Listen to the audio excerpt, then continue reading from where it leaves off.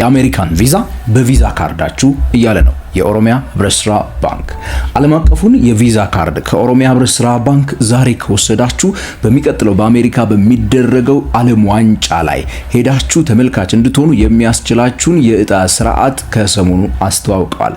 ታዲያ ምን ማድረግ ይጠበቅባችኋል ካላችሁኝ የቪዛ ካርዳችሁን ከኦሮሚያ ህብረት ስራ ባንክ መውሰድ። ይህንን ለማድረግ በነገራችን ላይ ባንኩ ቅርንጫፍ ድረስ መሄድ አይጠበቅባችሁም።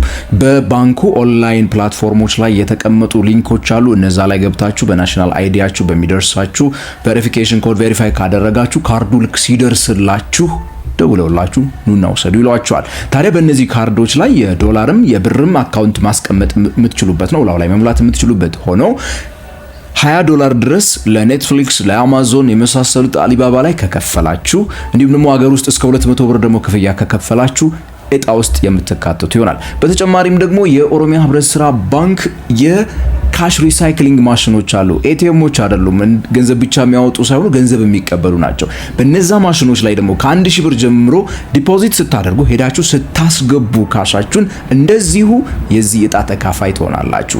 የኦሮሚያ ህብረት ስራ ባንክ ቪዛ ካርዶችን ይዛችሁ በዶላር እስከ 20 በብር እስከ 200 እየከፈላችሁ የቀጣዩን የአሜሪካውን ዓለም ዋንጫ ታዲያ ለመታደም እጣ ውስጥ መግባት ትችላላችሁ እያሉ ነው የኦሮሚያ ህብረት ስራ ባንክ።